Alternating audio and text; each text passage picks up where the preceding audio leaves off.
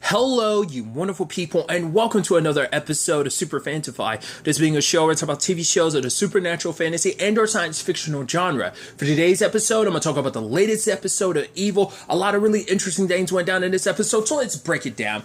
Well, first and foremost, I thought this was a really interesting case. First and foremost, I love that, we get a little peek into David, training for his priesthood, the actual classrooms and everything. And it's kind of an interesting dynamic of testing out, doing confessions and stuff like that. And I think it's interesting because I think it's hard to say whether this just was 100% David. Maybe he's always felt like this, or maybe just recent work has made him think about it. But just getting a confession from a man who talks about abusing his wife, it makes him feel like we should also try to help too, because someone else in the classroom had brought it up, maybe offering another option. And it's Dylan Baker's character, which is kind of because at first I was like, what's the I was like, I've seen him in something super recently. Well, it was like, oh, Hunter, on Amazon Prime. But I feel like there was something even more recent than that, but maybe that's the most recent thing I'm thinking of. Regardless, he was saying that basically it's just about God's forgiveness. It's basically almost like it's not based on the rules of men. It's all about God's forgiveness. That's all they as priests kind of represent. So it's not our job to basically it's just interesting. I guess it makes sense from the perspective they have, but it's just we're just here for you to get ask God for forgiveness. That's our main thing. It's not to kind of social justice is kind of what he had put it. But I thought that was so interesting because I guess which is interesting considering the fact is that if you are I think priests are allowed to testify or at least tell cops something if the person is threatening to commit a future crime. They've committed a past crime, that's one thing. Threatening to commit another one, that's another case in itself. But I'm so if you're willing to, you can potentially go that far with breaking the whole confessional and everything, then why not just take it a step further? I guess I don't know. It's just an interesting thing. But what's really fascinating about this particular case they've got, it's not a typical demonic possession. It's a man named Raymond who's hearing something, but his wife is saying oh no, he's not possessed by a demon, but in fact possessed by an angel. So okay, this is interesting. He's specifically saying that he's possessed by the archangel Michael. But for Ashley, which is he's doing good work here and there, but then, giving to the poor and stuff like that. But now he's actually trying to give away everything because Michael told him it's the right thing to do. So giving our home, she's I'm 2 months away from having our baby. So it's if I don't do anything, he's going to sell our house. And it's there is a thing about giving a lot to the poor, sure, but giving too much, there's supposed to be some balancing to it, And what was really interesting is when Kristen started throwing out stuff about it was a whole conversation about demons and angels, that she was basically painting angels not as they're not as cherub as they're kind of treated, which a lot of stuff kind of depicts they're not as holier than thou, that they do kind of have an holier than thou element to them, but they're not as cheruby, as friendly, and as graceful as you think. That a lot of stuff in the Bible in particular can depict them as scary, terrifying. To be fair, they're supposed to be God's army and everything. So not every army is cute and cuddly.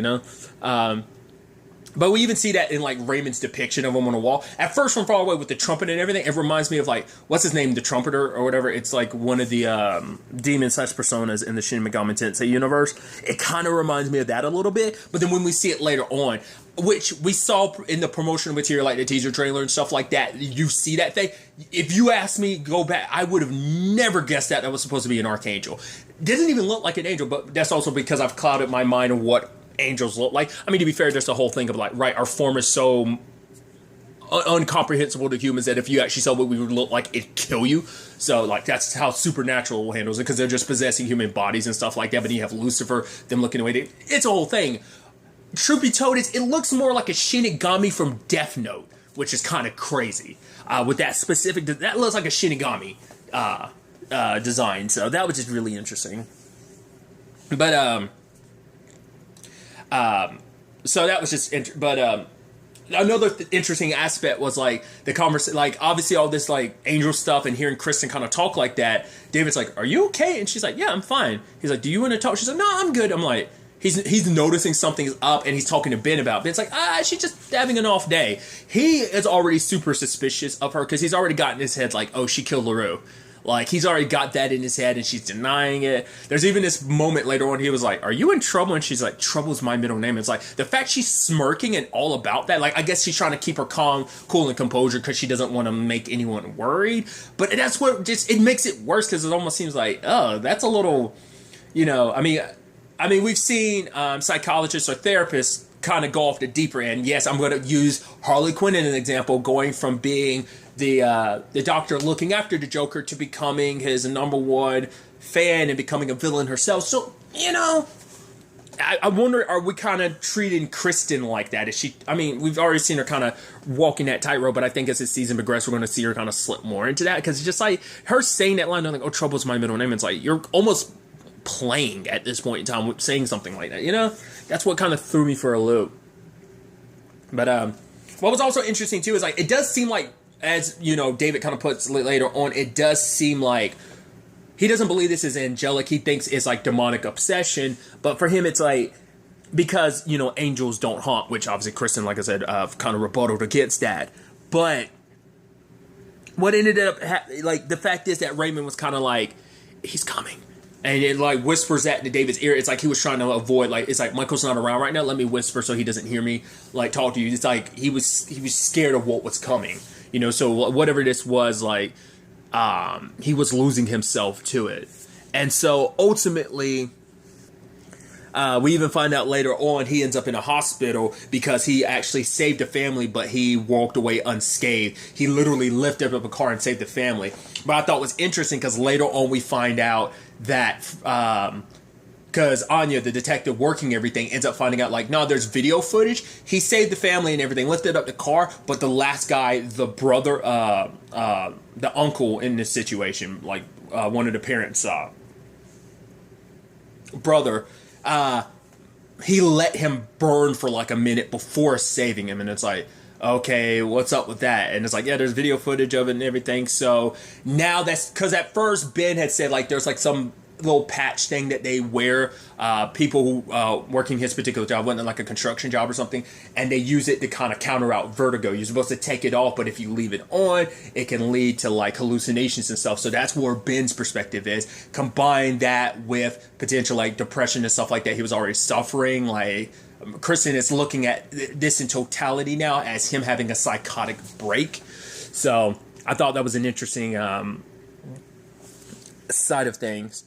But especially because when they talked to him, he was talking. It's like, no, I'm Michael. I'm not the one who fought, like, did all this. It's like, no, I am the one that leads the Lord's army. That basically, David had his vision, which we'll get to a bit more about the other circumstances surrounding that. But he was talking to Michael, and Michael was like, the second bowl is God's penance, and basically, it's good. It is the ultimate weapon, stronger than 10,000 swords. Half of humanity be wiped out, but basically from that devastation, rebirth, reborn. Kind of like a reminds me of that song, Oh Sleeper. I can't remember the actual title of the song. The band's name is Oh Sleeper. I can't remember the title of the song, but the line was like, maybe it's a biblical thing. We will be reborn from a world of suffering, type of thing. Like, I think that's kind of like the gist of kind of what that's supposed to mean, which is like, oh. And like obviously it's like this whole thing of a plague, and I'm like, is this the next plague? I'm like, is that supposed to be what I think it's supposed to be, or is that just a show being like, no, don't confuse this with the real world, like this is just something else entirely. I mean, you use the term plague. I don't know if the term plague was ever used in real life to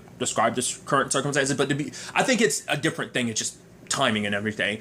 But I mean, an actual plague would make more sense because it is legitimately like I guess it's something happening on a biblical scale. And like I said, I don't know how to interpret it. I initially interpreted it as like I think that's just like in this universe, in this world. I don't think that's in comparison to anything in real life. I think they're two separate things. I don't think it's kind of referencing that, but I could be 100% mistaken. But yeah, it's about kind of destroying everything, and like all the bowls being poured out at once, and God's face will be revealed, you know, because it's basically like, show me 10 righteous people and a city would be saved. But it's like, that's not Sodom. Even in Sodom, they couldn't find 10 righteous people, and so they all died. It's kind of like the whole point, the messaging behind it. And once again, it's one of those inconclusive things of, was he actually possessed by an angel, or was he just straight up crazy? Because even David was like, he doesn't think this is anything angelic, but it's beyond his knowledge. So he doesn't believe an exorcism is necessary. So he's kind of going along with Christian treatment. Just like, guy's dangerous. Because especially because his wife, Ashley, came to Kristen and was like, I want to leave. I can't stay here anymore because it's not the man she loved anymore. And just, you know, but she's afraid that like, she won't survive if she stays, and if she leaves, she's afraid of what might happen. So Kristen told her to kind of go to like a women's place for new mothers just until she can figure something out. So it's definitely an interesting development on that front. But sadly, the resolution of it isn't so happy, because it turns out his wife turned to ashes. Like, right, she turned on the Lord. Now, that could just signify like, oh, he just straight up burned her to the point of ash. Like, so it could be not so like angelic, but the hallucinations or whatever. Once again, so much of this is super ambiguous. Some of it seems like a little more clear cut. Other things are just like, I'm not sure if that's really like an angel possessing him, or he's just so psychotic right now that he literally turned his wife to salt. Because she turned, and it's not just her, his baby too, and it's just like, wow, that a lot of these stories don't have happy endings. That's actually a really depressing, sad ending to things. So once again, his situation, he'll probably just get locked up for it, but we will never know whether it is straight up hallucination, whether there is something more to that. This show does have a way of taking a lot of its storylines and making them come full circle, so this might not be the last we've heard of this storyline, at the very least for now. So we gotta keep that in mind. But since I was on a conversation earlier about the whole LaRoe thing, Anya is a detective that's taken over things. Mira was like, yeah, I think I'm a little too close. I guess it was also coming from the perspective of like, right, maybe she had an idea that Kristen was behind it, but maybe she was like, I'm still too close. Or maybe it's because, remember, like, Kristen kind of threw her under the bus last season because, like, right, you're trying to write a book about this stuff, so maybe that's the angle. But Anya wrote, like, showing up at Kristen's place and being, like, super sneaky about it. She was like, oh, I was just going to your office. I was like, no, you're there. And then the moment she wanted to ask questions, I was like, it's about LaRoe. It's like, and even Kristen was kind of getting worried because beforehand she was looking at the murder weapon and was going to put it away, but she ended up just talking to Anya. But it turns out it was about Raymond. But I'm like, I'd still be a little, because she was asking Kristen's help to kind of get, like, you know, a background on who could do this, because obviously his wife, LaRoe's wife, had an airtight alibi. Like, Kristen made sure of it. But I loved as that was happening, Ben walked by and he was listening in and everything. So especially he's really more confirmed later on because the thing is, the complicated thing with the uncle that we found out is that it's like, basically it was meant to be like, oh, like he was to represent like hellfire and stuff like that, what would come to him if he didn't return to God's side and confess his sins, you know. But it turns out he was molesting his niece. I kind of wondered, you know, because that was old school biblical hellfire and everything. So I was like, that seemed like punishment for he did some effed up stuff, and it turns out that's what that is.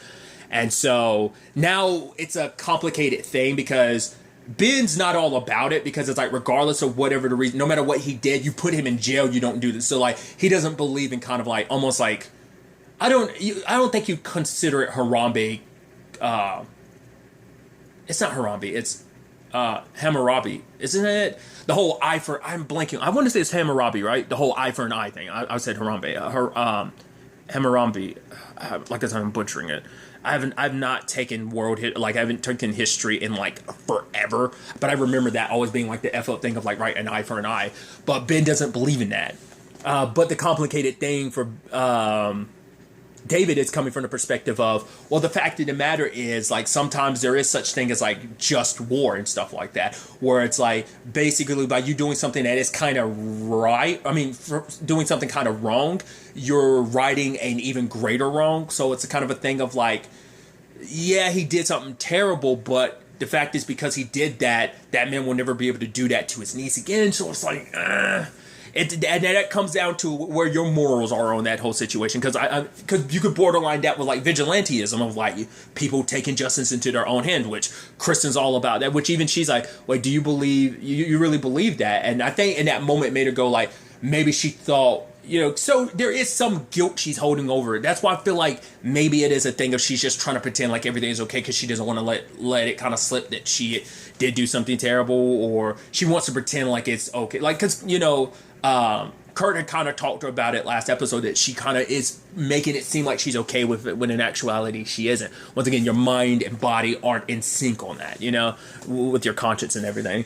But she questions David about a just murder, like say like someone's threatening to protect your family and you kill in that. And for him, it's like, yes, but it's no longer just when it's like, if there was no other options and you kind of go too far, then it's just straight up murder. And the question then becomes, what Kristen did, was it just murder or was it, just straight up murder? And that's an interesting time because, like, obviously this is something Bosch, the final season of Bosch kind of dealt with too. So this is an interesting time to kind of get the parallels of like, right, like whether this was justice or not. And I think Kristen still doesn't know, and other characters in Bosch didn't quite know. So I think it's just an interesting and very complicated discussion. I don't think it's like clear. I mean, for some people, it's probably clear black and white. Other people, it's like there's a gray area. So I don't know. So I thought that was kind of fascinating, but I'm sure it just makes Ben that much more suspicious, which we do see him still checking on Leland, obviously copying some of the stuff he's writing on the computer. There's a whole lot to break down about Leland this episode. The fact is, he's having his wedding with, planning with Cheryl and everything. And so, they're doing the whole thing, and it's like, right, his exorcism got delayed to like a month, and it's like it was supposed to be this Friday. It's like no, it's like no, you can't. He's like no, it's still going to happen, but the father, like, he's away, and also he's got a backlog, so it's going to take a while. He's like, I'm gonna send you some exercises to kind of do beforehand. Don't thank me. It's just I love how smug David was about it, and because of that, he got so pissed, he thought about taking the bride and groom thing from on top of one of the cakes and stabbing the wedding planner with it. And it's like, Cheryl, I'm breaking up with you. She's like, she's like, fine, I'll handle it. She's like, no. This wedding, it's over. The fact of the matter is, I was just using you to get back, to break your daughter, to hurt your daughter, and I hurt her, and mission accomplished, so I don't need to be with you anymore. It's been agonizing being with you every second. And he bounces. And then, like, he wants to talk to Cheryl later on because he found out that David and them found his little spot. He had a little red string to make sure no one, to see if anyone disturbed it. Sadly, Cheryl didn't tell them where it was. They ended up finding it themselves because they're really good at what they do. Because Ben's the one that ended up finding it. So it's your fault for thinking you're craftier than you are. Because he continues to underestimate them. So, but he's also like, right, you go back begging to your daughter, like, for forgiveness, like, I'll make you pay, and calls her a bitch and everything. And then, like, she slaps the shit out of him. It's like, don't call me that. It's like, you may think you know about, but I know where the bodies are buried. I know your skeletons from the time we're together. So don't threaten me again. And he's like, oh, you don't know who you're messing with. She's like, you think you're the first demon I've ever been with? And then he kind of has this look on his face like, has she dated a demon before? I love that. It's like she means that metaphorically, but then he was like, or does she actually mean that literally? The look on Leland's face was almost like, I actually don't know which way she meant that. And then later on, she left a message calling him like a fucking pig written in blood. And I was like, is that the blood I think it is? Because he was like, oh yeah, like I forgot, it tastes like you. And I'm like, oh, does it? I don't know. I don't want to talk about her circumstances, but I'm like, I'm not going to get into a whole biology thing because it made me think, like, was it that blood? But would it be possible? And I'm like, no, not even going to go down that route. It's just not. But I was like, oh, so she used her own blood, and he's like, yeah, I want you back, and she's like, no, you're kind of trying to woo me back over because I threatened you with all the stuff like I could throw against you, so.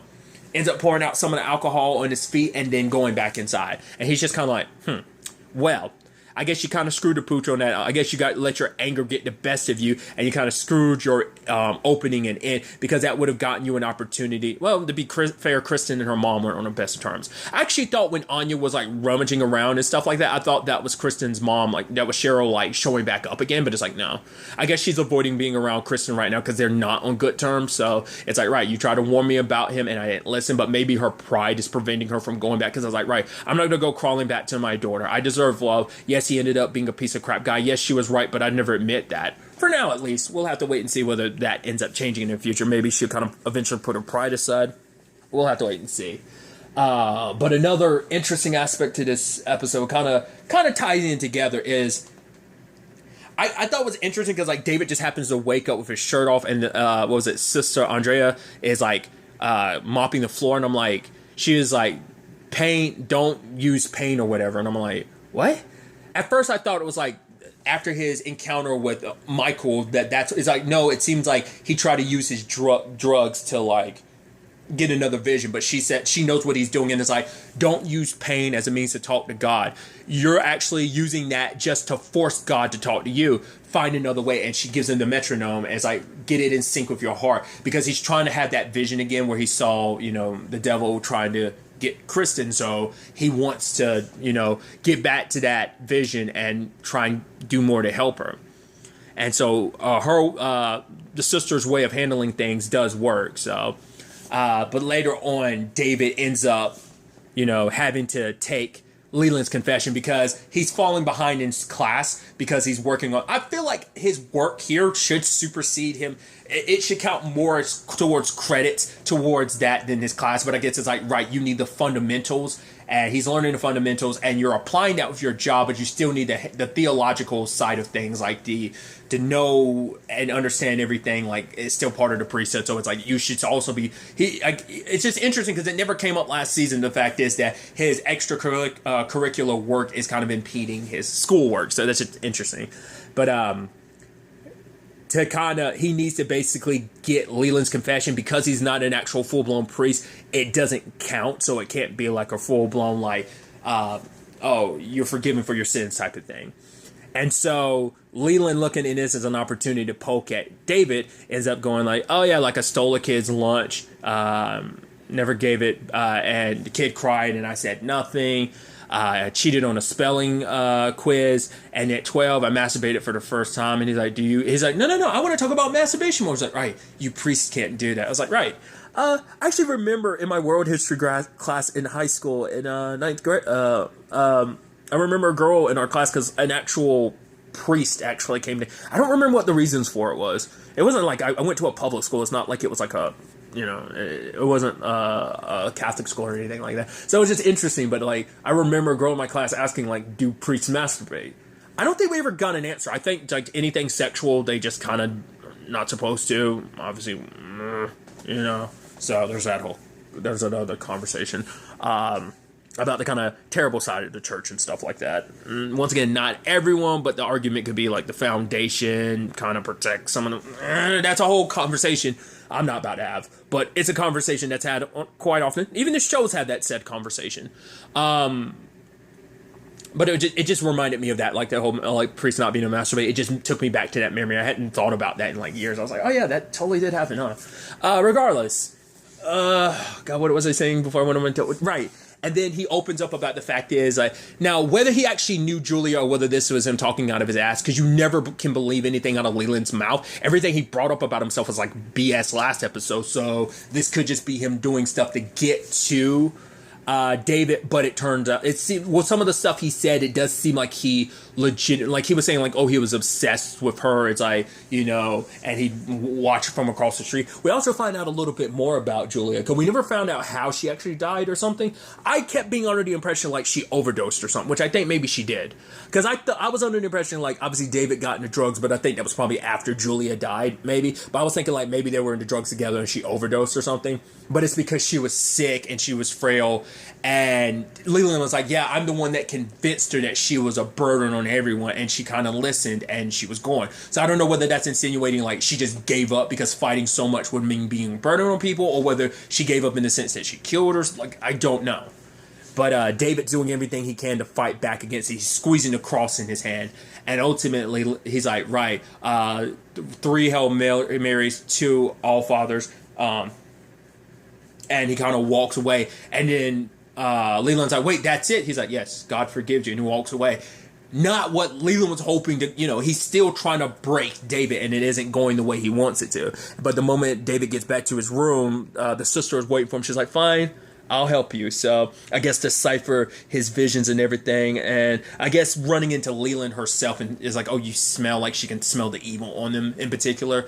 I guess now it's like, right, like, the devil is working his way towards like people you care about. So like, I will help you like on the Christian front, probably try to get back to that vision and stuff. So interesting developments. I'm curious to see where all of that ends up taking us going forward into the next episode. A lot of interesting developments. But really, that's all I want to talk about. Till the next time we meet, be happy, be safe, low light to the fullest, and enjoy it. Good day and goodbye.